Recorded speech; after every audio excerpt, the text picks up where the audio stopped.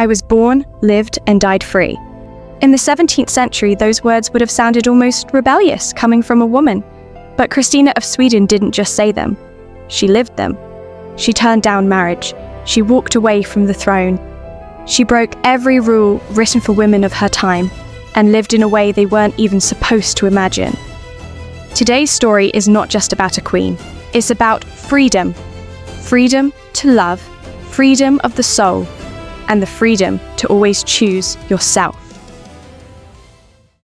Usually, psychologists send us back to unpack our childhood trauma, calling it the foundation of who we become. And if Christina had ever ended up in therapy, she would have had a lot to talk about, especially when it came to her terrifying childhood and her deeply unhealthy relationship with her mother. In my video, Monster Mothers, I already talked about some of the things her mother did to her, but those stories were only the tip of the iceberg. Today, you're going to hear even darker details. And yet, here comes either a huge exception to psychological rules, or maybe a survivor's paradox. Because despite everything, she still became exactly who she became, an unprecedented royal rebel. But let's go step by step. When Christina was born on December 18th, 1626, everyone initially thought a boy had been born. Her cry was low and rough, and her father, the King of Sweden, rushed to his wife's chambers to see his long-awaited heir. But in the cradle, he found not the son he expected, but a girl, covered in hair from head to toe. Gustavus Adolphus burst out laughing, picked up his daughter and said, "She'll be clever. She has made fools of us all." Her mother, Maria Eleonora of Brandenburg, was far less amused. The moment she looked at the newborn, she cried out, "Instead of a son, I am given a daughter, dark and ugly, with a great nose and black eyes. Take her from me. I will not have such a monster." Perhaps she was suffering from postpartum depression. She had endured multiple difficult pregnancies and stillbirths before Christina was born, and that may explain her reaction. But unfortunately, the entire story of her relationship with Christina would carry that same tone. It's almost ironic that what disturbed her most was the baby's nose, because if you look at their portraits, the resemblance is striking. So it's hard to understand why her daughter's appearance caused such outrage. When Christina was an infant, her mother showed little interest in her. Later, Christina blamed her for an accident. Because her mother wasn't paying attention, a nurse dropped the baby, injuring her shoulder and leaving one shoulder permanently higher than the other. As an adult, Christina learned to hide it with carefully arranged padding under her clothes. While her mother treated her with coldness, her father fully acknowledged her as his heir and demanded that Parliament do the same. He was deeply involved in her upbringing, which, at his initiative, was structured more according to a male model than a female one. It's clear Christina had a special bond with her father. He died in battle when she was only 6 years old, and she later dedicated many warm words to him in her autobiography, the very text that allows us to look so deeply into her life today. And from that moment on, when her father left this world and a little girl became king, yes, not queen, but officially king, because that was her actual title. But the title did not bring happiness. It took her childhood away and replaced it with new and difficult trials. Her mother desperately wanted to become regent and rule in her daughter's name, but her father had clearly stated in his will that under no circumstances should his wife be given that power, and that turned out to be absolutely the right decision. After her husband's death, Maria's behaviour became increasingly unstable. First of all, she refused to bury him for 19 months and demanded that his embalmed body remain exposed in her presence. She locked herself and Christina inside dark rooms, draped in black fabric where no daylight was allowed to enter. Christina was forced to sleep in the same bed as her mother, beneath which her father's heart was kept in a funeral casket. At one point, during hysterical episodes, Maria became convinced that water was dangerous and forbade both herself and her daughter from drinking it. The little girl was given only wine and beer, which she did not want to drink, and at some point she simply refused to drink anything at all. Even in adulthood, she disliked those beverages. Maria also loved keeping dwarfs and jesters in her chambers. For a child, they were terrifying. So for Christina, being taken away for lessons became a blessing, a breath of fresh air for a child trapped inside her mother's near madness. In 1636, when Christina was 10 years old, her mother was stripped of parental rights, and Christina was placed in the care of her father's half-sister. And you have to admit, this sounds far less like a fairy tale princess story, and far more like something out of a horror film. When her aunt died, a new system of upbringing was created. Christina was assigned several governesses and guardians, specifically so that she wouldn't grow attached to any one of them. 4 women were chosen to care for her. The entire system was designed to prevent emotional attachment, and honestly, that idea feels quite cruel to me. A child needs emotional bonds. A child needs someone to attach to. Interestingly, in her later memoirs, Christina criticized these women a great deal, often condemning what she saw as their excessive femininity. Perhaps it was already then that she began to recognize masculine traits in herself. Or maybe those traits were shaped by the educational system created by Axel Oxenstierna, a prominent Swedish political figure, head of the Regency Council, and in many ways, the man who effectively governed Christina's life. He once wrote about the 14-year-old girl that she did not resemble a girl at all.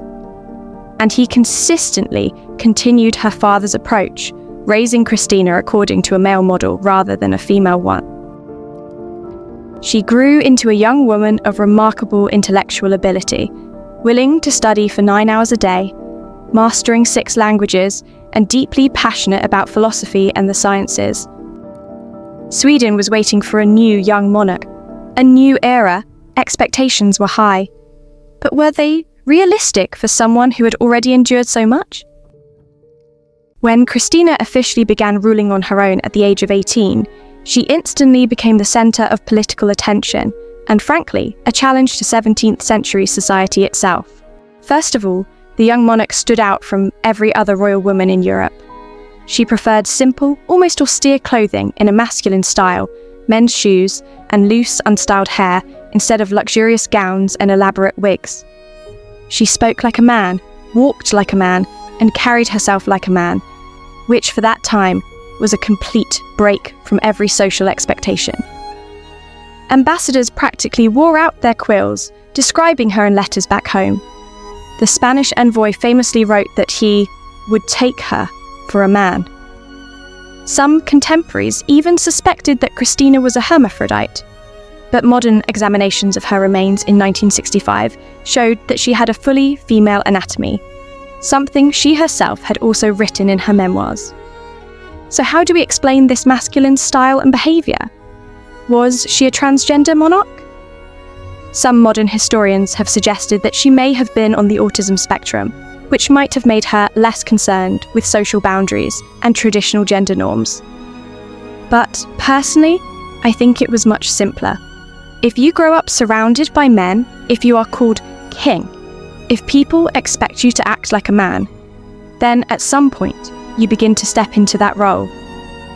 In the very first years of her reign, her great achievement was her participation in the Peace of Westphalia, which ended the 30 Years' War, the same war in which her father had died. Christina personally advised diplomats on what to say, took part in negotiations, and some of the lands and compensations Sweden received were partly thanks to her involvement. Soon, she earned the elevated nickname Minerva of the North for her immense patronage of art and science. At that time, Sweden didn't really possess the cultural treasures that distinguished other European courts, and Christina decided to change that.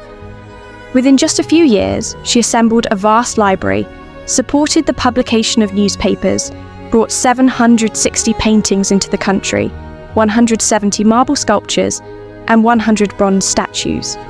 She invited artists, painters, and philosophers to her court, and transformed Sweden into a genuine cultural and intellectual centre. And she didn't neglect her own image either.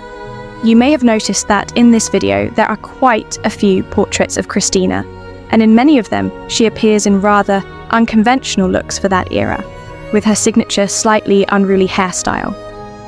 Honestly, I think if Christina lived today, she would absolutely be the type to take selfies and run a blog. However, her ambitious cultural and intellectual projects did not align well with Sweden's rather modest budget. The treasury had been heavily drained by the 30 Years' War, and despite her reforms, the economy struggled to keep up. This brought significant criticism from her contemporaries. The situation was made even more complicated by the fact that Christina began rapidly distributing titles and lands to people she found talented or worthy. In just a few years, she created around 300 new noble families. In theory, it was a beautiful idea to elevate those with merit and ability.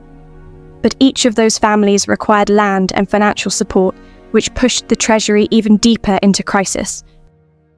But from Christina, as a young monarch, people expected not only reforms and greatness, but also a successful marriage and heirs. A fairly standard destiny for a woman of that time. Only, as you can probably guess, Christina had no intention of fitting into any standard. She knew the story of the English Queen Elizabeth I, the so-called Virgin Queen, and that story deeply inspired her. Although she perhaps failed to consider that Elizabeth had far more consolidated power, and that the political systems of their countries were very different. Like Elizabeth, Christina shocked society by declaring that she had an insurmountable distaste for marriage, and she openly said, "It takes more courage to marry than to go to war." I could not bear to be used by a man the way a peasant uses his fields. And maybe this is the moment when we should talk about Christina's sexual orientation, because it may well have been one of the reasons she rejected marriage altogether. If you go online and look at resources dedicated to LGBT historical figures, Christina's name will almost certainly appear near the top. But what was the true nature of her relationships, both with women and with men? In Christina's closest circle was her lady-in-waiting, Ebba Sparre, with whom she is most often associated in discussions of possible lesbian relationships. The main evidence cited is their passionate correspondence. But as we discussed in the video about Queen Anne, warm and emotionally intense letters between women did not automatically mean a sexual relationship. In that era, it was often completely normal to write to a female friend in expressions that today sound highly romantic or even erotic to us. Phrases like, "the right you have over me," or "I belong to you." And let's also remember that Christina was raised as a man. It's entirely possible that even her writing style carried a certain masculine tone. Have you ever seen what some men write on Tinder? So maybe we shouldn't accuse Christina of excessive vulgarity just yet. At the same time, she did have relationships, or at least emotional attachments with men. She was once engaged and is believed to have had warm feelings for her cousin, Charles X Gustav, the very man to whom she later handed the throne. After her abdication, during her years in Rome, she was rumoured to have had a relationship with Cardinal Decio Azzolino, and people even claimed that for him, she suddenly began wearing dresses with deeper necklines. But at the same time, during her life in Rome, she was also rumoured to have had romantic relationships with several women. In short, many rumours survived, but very little concrete proof. Personally, I think she may have been bisexual, perhaps drawn more to a person's mind and character than to their gender. But what do you think? In 1651, just 6 years after the beginning of her reign, at the age of 25, Christina suffered a nervous breakdown and complete burnout. For an entire hour she lay motionless, and her subjects believed the Queen was dying. Most likely, it was the result of chronic lack of sleep, mental exhaustion, and constant pressure, including the pressure to marry and produce an heir. Doctors advised her to give up books, work less, and spend more time walking outdoors, what we would today call a vacation. But that was not Christina's style. That same year, she made a fatal mistake by ordering the execution of a nobleman, losing much of the people's affection. The atmosphere around her grew heavy, like a gathering storm cloud. And it did not make things easier that at the same time her religious searching intensified. Christina had always held relatively broad religious views. In principle, she believed that everyone should be free to believe what they wished. Even as a teenager, she asked difficult theological questions and did not fully agree with Lutheran doctrine, which in Lutheran Sweden was already quite scandalous, especially considering that her father had died in a war fought over religious ideals his daughter was now questioning. In 1652, she made the decision to convert to Catholicism. The court was shocked. All of it. The refusal to marry, the exhaustion, the disappointment in ruling, the financial crisis, the loss of popular support, rolled together like a growing snowball. And in 1654, Christina made her decision. She would abdicate. On June 6th of that year, during the abdication ceremony, dressed in a simple white gown, she removed the crown from her head. With a trembling voice, she thanked those present and said that she had tried to fulfill her duty but had failed. Then, she placed the crown on the head of Charles X Gustav. A few days later, she left the country with the words, "Free at last." Her restless soul had gained what it had always longed for: freedom. But what at first felt like liberation soon became another trial. It is not easy after being a monarch to find your place in the ordinary world, where you are no longer the centre of attention, no longer the most privileged person in the room, where you have to face the practical realities of everyday life. For example, Sweden refused to continue financing Christina after her conversion to Catholicism. She was left with little choice but to sell pieces of her art collection and spend months staying with relatives and acquaintances across Europe, often at great expense to them. Eventually, she moved to Rome, where the Pope turned her arrival into a spectacle. After all, a former Lutheran queen converting to Catholicism was excellent propaganda. Crowds of aristocrats greeted her in Rome, and she was even given an entire palace to live in. There, she immersed herself completely in cultural life, founding an academy dedicated to science and the arts. But born and raised to rule, Christina could never entirely forget her royal life. The taste of power remained. She attempted to become Queen of Naples with French support. She also sought the Polish crown since the Polish monarchy was elective. Neither plan succeeded. Years later, when her successor Charles died, she even tried to return to Sweden to become regent for his son. But no one was waiting for her there. A former ruler who had abdicated and a Catholic at that. She could claim nothing in her homeland. Rejected once more, she returned to Rome and devoted herself to art, theatre, and collecting paintings. Christina died in Rome at the age of 62 from complications of pneumonia. Despite the turbulence of her life, and despite occasional open disapproval from the Pope, she became one of the very few women in history to be buried in St. Peter's Basilica. The entire College of Cardinals attended her funeral, which was an exceptional honour. And as she once wrote herself, she was born, lived, and left this world free. So, who was Christina, King of Sweden? We probably can't call her the greatest of monarchs. Not all of her political decisions were far-sighted, and in the end, she herself laid down the crown, admitting defeat before its weight. But personally, for me, Queen Christina will always remain a woman who dared to do the unthinkable. A woman who chose herself, chose her own life, chose her identity, chose who and how to love. And I want to end this video with the words of Pope Innocent XI, who once called her an irrational woman. I wish each of us, at least once in our lives, to allow ourselves to be a little irrational about something, because sometimes that's the only way to find your true path and your freedom. What do you think about Christina? Share your thoughts in the comments. And don't forget to like this video. It really helps more people discover Christina's unique story. I'll see you in the next video.